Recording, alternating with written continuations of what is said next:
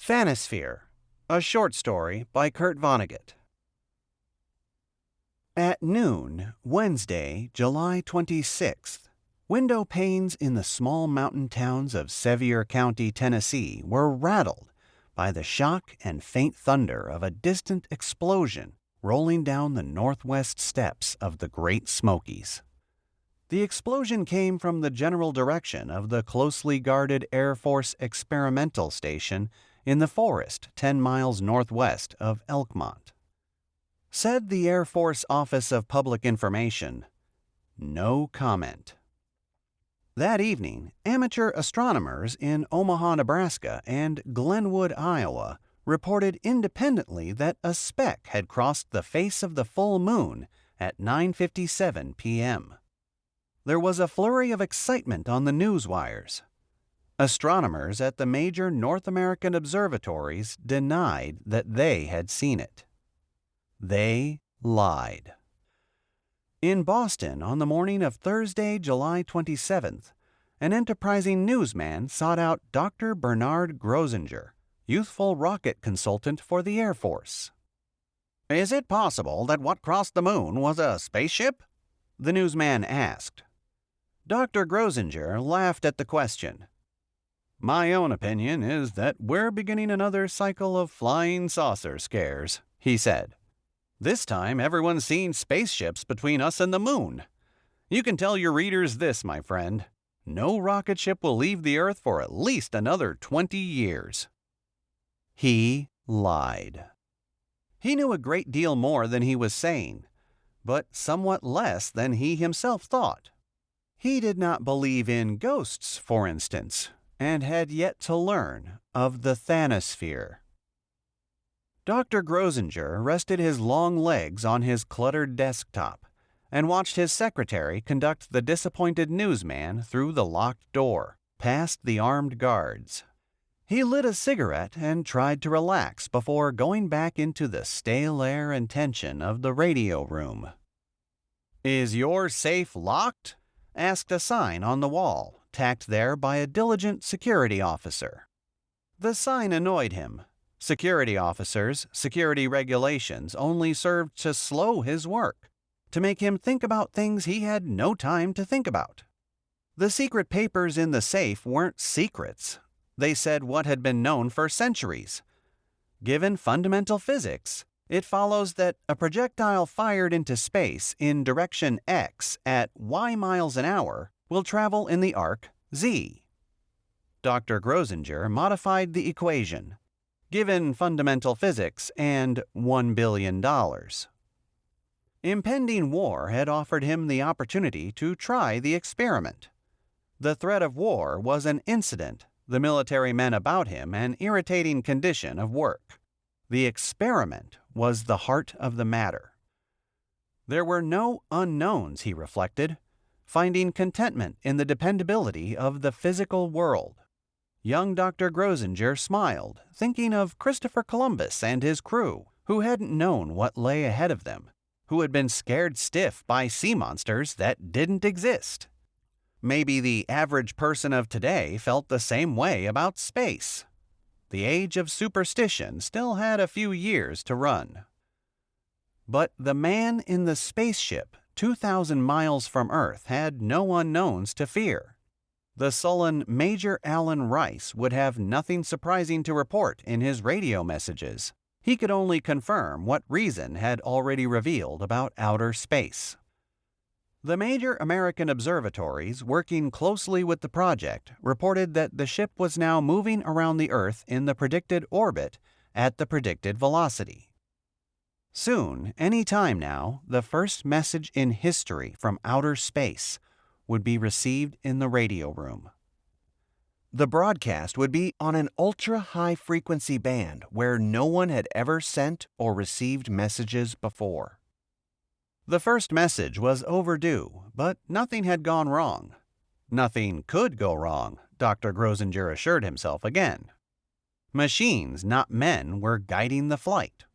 The man was a mere observer, piloted to his lonely vantage point by infallible electric brains, swifter than his own. He had controls in his ship, but only for gliding down through the atmosphere, when and if they brought him back from space. He was equipped to stay for several years. Even the man was as much like a machine as possible, Dr. Grosinger thought with satisfaction. He was quick, strong, unemotional. Psychiatrists had picked Major Rice from 100 volunteers and predicted that he would function as perfectly as the rocket motors, the metal hull, and the electronic controls.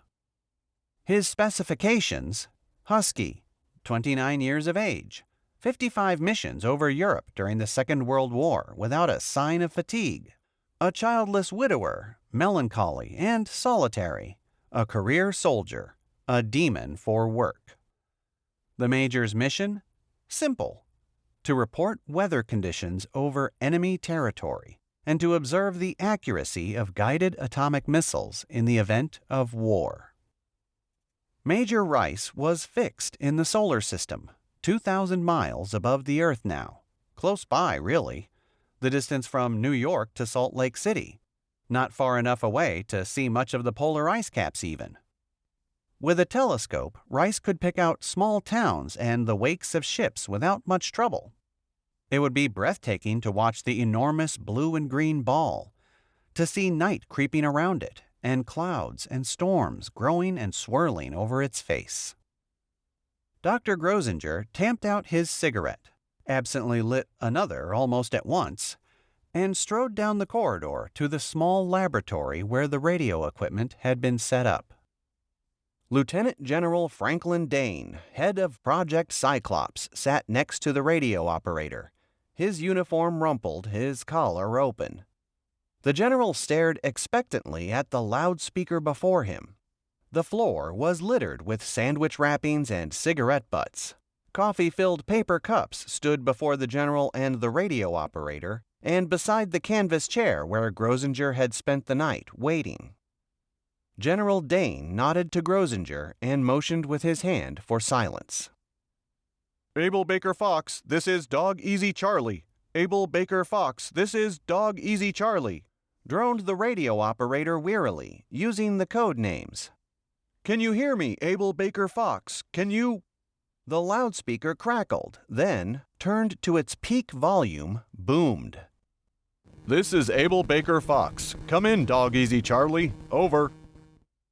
General Dane jumped to his feet and embraced Grosinger. They laughed idiotically and pounded each other on the back. The general snatched the microphone from the radio operator. You made it, Abel Baker Fox. Right on course. What's it like, boy? What's it like? Over. Grosinger, his arm draped around the general's shoulders, leaned forward eagerly, his ear a few inches from the speaker. The radio operator turned the volume down so that they could hear something of the quality of Major Rice's voice. The voice came through again, soft, hesitant. The tone disturbed Grosinger. He had wanted it to be crisp, sharp, efficient. This side of the Earth's dark. Very dark just now. And I feel like I'm falling. The way you said I would. Over. Is anything the matter? Asked the general anxiously. You sound as though something... The major cut in before he could finish. There. Did you hear that? Abel Baker Fox, we can't hear anything, said the general, looking perplexed at Grosinger. What is it? Some kind of noise in your receiver? Over. A child, said the major. I hear a child crying. Don't you hear it? And now, listen. Now an old man is trying to comfort it. His voice seemed farther away, as though he were no longer speaking directly into his microphone. That's impossible. Ridiculous, said Grosinger. Check your set, Abel Baker Fox. Check your set. Over. They're getting louder now. The voices are louder. I can't hear you very well above them. It's like standing in the middle of a crowd, with everyone trying to get my attention all at once. It's like... The message trailed off. They could hear a shushing sound in the speaker, The Major's transmitter was still on. Can you hear me, Abel Baker Fox? Answer! Can you hear me? Called General Dane. The shushing noise stopped. The General and Grosinger stared blankly at the speaker. Abel Baker Fox, this is Dog Easy Charlie, chanted the radio operator. Abel Baker Fox, this is Dog Easy Charlie. Abel Baker Fox, this is Dog Easy Charlie. Grosinger, his eyes shielded from the glaring ceiling light of the radio room by a newspaper, lay fully dressed on the cot that had been brought in for him.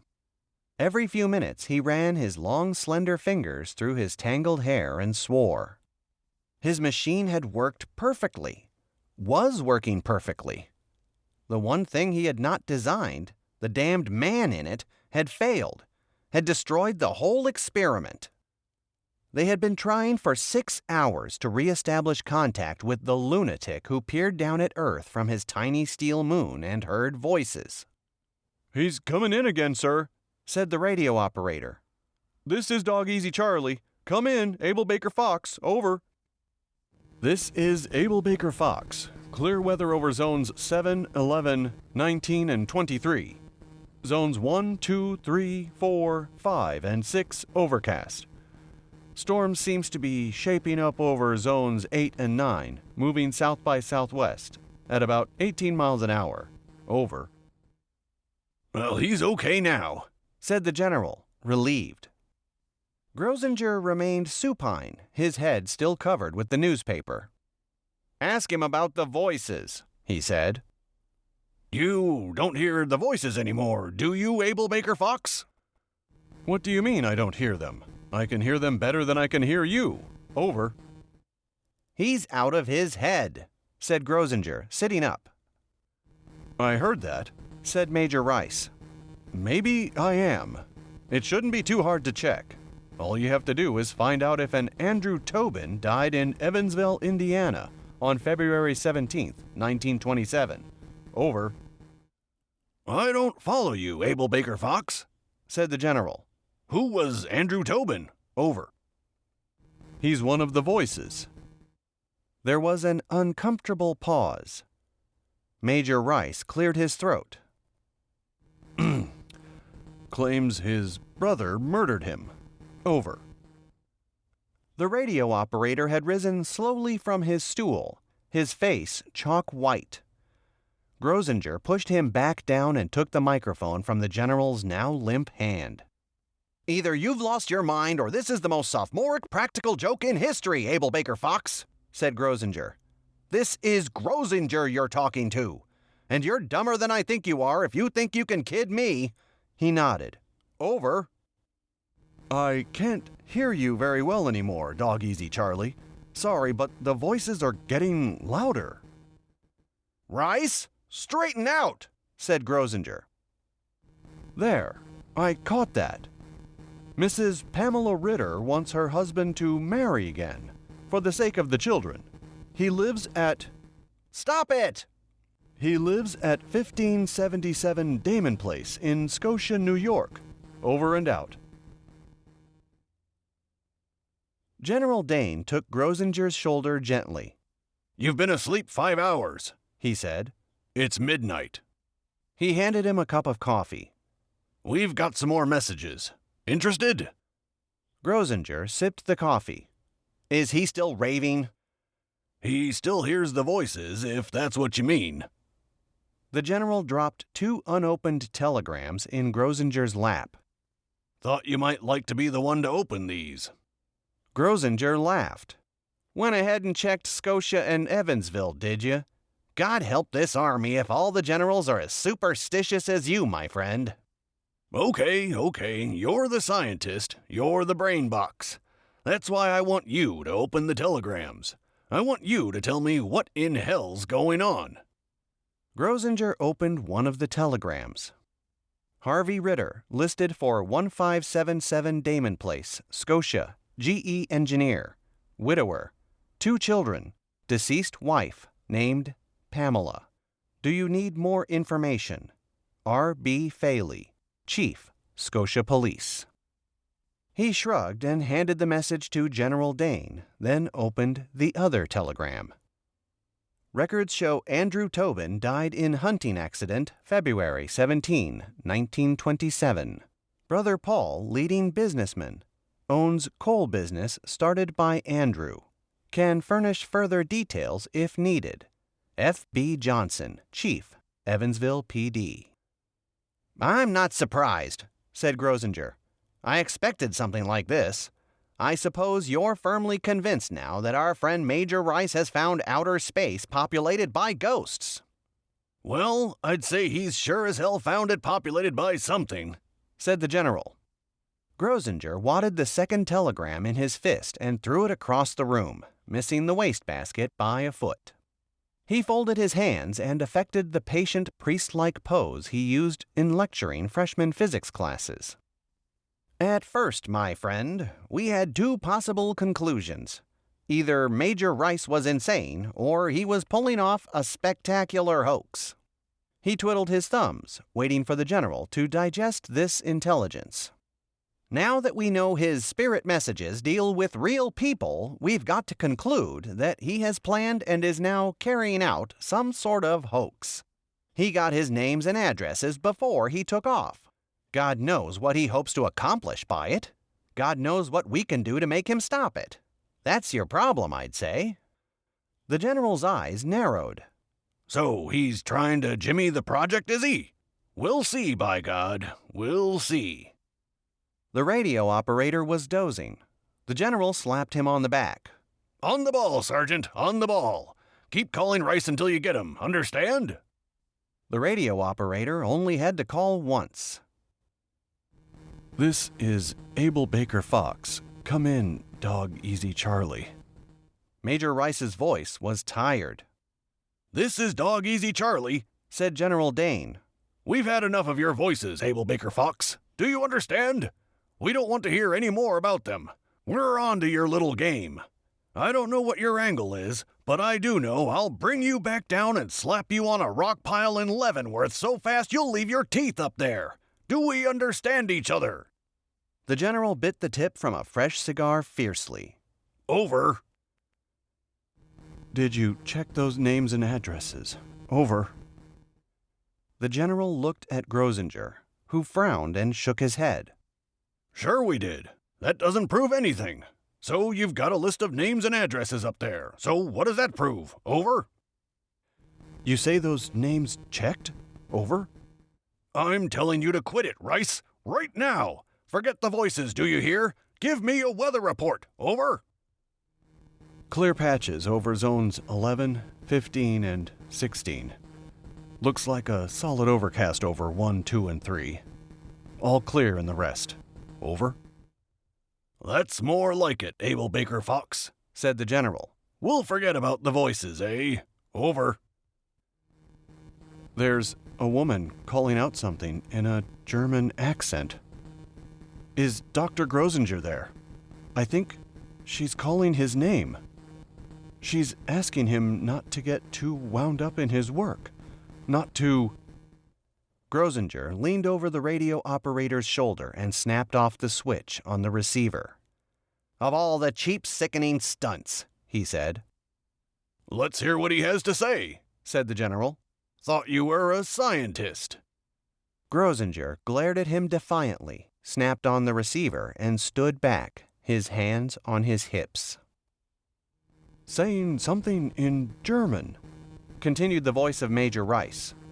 "Can't understand it. Maybe you can. I'll give it to you the way it sounds. Alles geben die Götter, die Unendlichen, ihren Lieblingen ganz alle..." Grosinger turned down the volume. "Alle Freunden, die Unendlichen, alle Schmerzen, die Unendlichen ganz," he said faintly. "That's how it ends." He sat down on the cot. "It's my mother's favorite quotation. Something from Goethe." I can threaten him again, said the general. "What for?" Grosinger shrugged and smiled. "Outer space is full of voices." He laughed nervously. "There's something to pep up a physics textbook." "It's an omen, sir. It's an omen. blurted the radio operator. What the hell do you mean an omen? Said the general. So, outer space is filled with ghosts. That doesn't surprise me. Nothing would, then, said Grosinger. That's exactly right. I'd be a hell of a general if anything would. For all I know, the moon is made of green cheese. So what? All I want is a man out there to tell me that I'm hitting what I'm shooting at. I don't give a damn what's going on in outer space. Don't you see, sir? Said the radio operator. Don't you see? It's an omen. When people find out about all the spirits out there, they'll forget about war. They won't want to think about anything but the spirits. Relax, Sergeant, said the general. Nobody's going to find out about them. Understand? You can't suppress a discovery like this, said Grosinger. You're nuts if you think I can't, said General Dane. How are you going to tell anybody about this business without telling them we've got a rocket ship up there? They've got a right to know, said the radio operator. If the world finds out that we have a ship out there, that's the start of World War III, said the general. Now tell me you want that. The enemy won't have any choice but to try and blow the hell out of us before we can put Major Rice to any use. And there'd be nothing for us to do but to try to blow the hell out of them first. Is that what you want? No, sir, said the radio operator. I guess not, sir. Well, we can experiment anyway, said Grosinger. We can find out as much as possible what the spirits are like. We can send Rice into a wider orbit to find out how far out he can hear the voices and whether... Not on Air Force funds you can't, said General Dane. That isn't what Rice is out there for. We can't afford to piddle around. We need him right there. All right, said Grosinger. Then let's hear what he has to say. Tune him in, Sergeant, said the general. Yes, sir. The radio operator fiddled with the dials. He doesn't seem to be transmitting now, sir. The shushing noise of a transmitter cut into the hum of the loudspeaker. I guess he's coming in again. Abel Baker Fox, this is Dog Easy Charlie. King 2 X-Ray, William Love, this is William 5 Zebra King in Dallas, said the loudspeaker.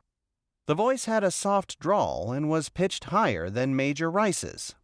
A bass voice answered. This is King 2 X-Ray, William Love, in Albany. Come in, W5ZZK. I hear you well. How do you hear me? Over. You're clear as a bell, K2XWL. 25,000 megacycles on the button. I'm trying to cut down on my drift with a... The voice of Major Rice interrupted. I can't hear you clearly, Dog Easy Charlie. The voices are a steady roar now. I can catch bits of what they're saying. Grantland Whitman, the Hollywood actor, is yelling that his will was tampered with by his nephew Carl. He says, Say again, K2XWL, said the drawling voice. I must have misunderstood you, over. I didn't say anything, W5ZZK. What was that about Grantland Whitman? Over. The crowd's quieting down, said Major Rice. Now there's just one voice. A young woman, I think. It's so soft I can't make out what she's saying. What's going on, K2XWL? Can you hear me, K2XWL? She's calling my name. Do you hear it? She's calling my name, said Major Rice. Jam the frequency, damn it! Cried the general. Yell, whistle, do something! Early morning traffic past the university came to a honking, bad-tempered stop as Grosinger absently crossed the street against the light on his way back to his office and the radio room. He looked up in surprise, mumbled an apology, and hurried to the curb. He had a solitary breakfast in an all-night diner a block and a half from the laboratory building, and then he'd taken a long walk. He had hoped that getting away for a couple of hours would clear his head, but the feeling of confusion and helplessness was still with him. Did the world have a right to know, or didn't it? There had been no more messages from Major Rice. At the general's orders, the frequency had been jammed. Now, the unexpected eavesdroppers could hear nothing but a steady whine at 25,000 megacycles. General Dane had reported the dilemma to Washington shortly after midnight. Perhaps orders as to what to do with Major Rice had come through by now. Grosinger paused in a patch of sunlight on the laboratory building's steps and read again the front-page news story, which ran fancifully for a column beneath the headline, Mystery Radio Message Reveals Possible Will Fraud. The story told of two radio amateurs experimenting illegally on the supposedly unused ultra-high-frequency band, who had been amazed to hear a man chattering about voices and a will. The amateurs had broken the law, operating on an unassigned frequency, but they hadn't kept their mouths shut about the discovery. Now, hams all over the world would be building sets so they could listen in too. "Morning, sir. Nice morning, isn't it?" said a guard coming off duty. He was a cheerful Irishman. "Fine morning, all right," agreed Grosinger. "Clouding up a little in the west, maybe." He wondered what the guard would say if he told him what he knew. He would laugh, probably. Grosinger's secretary was dusting off his desk when he walked in. "You could use some sleep, couldn't you? Honestly, why you men don't take better care of yourselves, I just don't know. If you had a wife, she'd make you—" "Never felt better in my life," said Grosinger. "Any word from General Dane?" "He was looking for you about 10 minutes ago. He's back in the radio room now. He's been on the phone with Washington for half an hour." She had only the vaguest notion of what the project was about. Again, Grosinger felt the urge to tell about Major Rice and the voices, to see what effect the news would have on someone else. Perhaps his secretary would react as he himself had reacted, with a shrug. Maybe that was the spirit of this era of the atom bomb, H-bomb, God knows what next bomb. To be amazed at nothing. Science had given humanity forces enough to destroy the Earth, and politics had given humanity a fair assurance that the forces would be used. There was no cause for awe to top that one. But proof of a spirit world might at least equal it. Maybe that was the shock the world needed. Maybe word from the spirits could change the suicidal course of history. General Dane looked up wearily as Grosinger walked into the radio room. "They're bringing him down now," he said.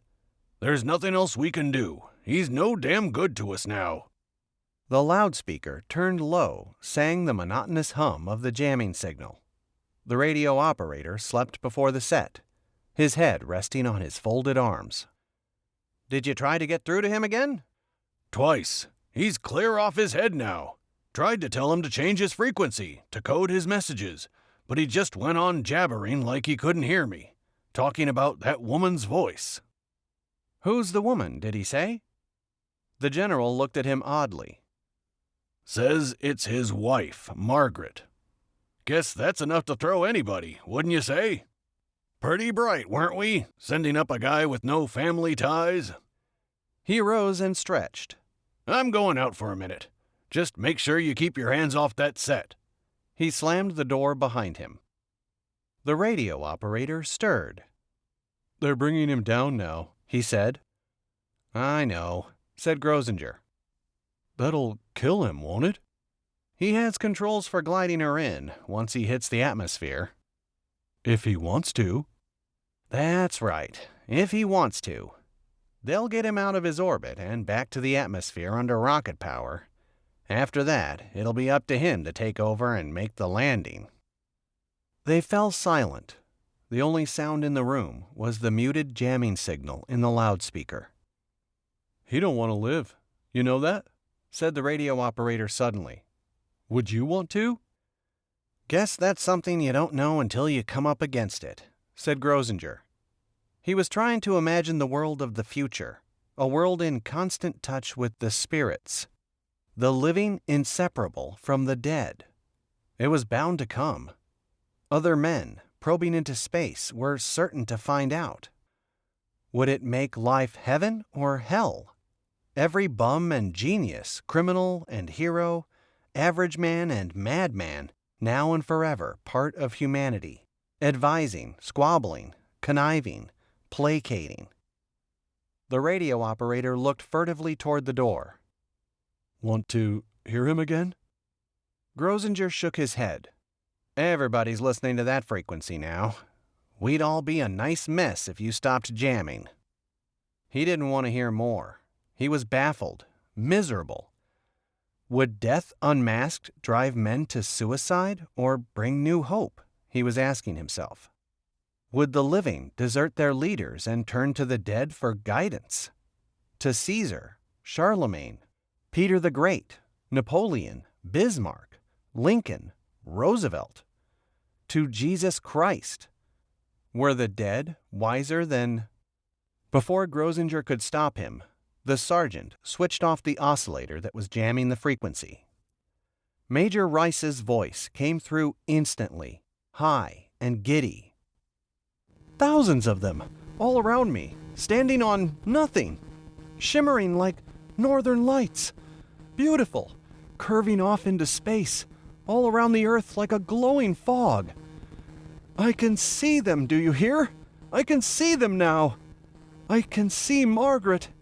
She's waving and smiling, misty, heavenly, beautiful. If only you could see it. If... The radio operator flicked on the jamming signal. There was a footfall in the hallway. General Dane stalked into the radio room, studying his watch. In 5 minutes, they'll start him down, he said.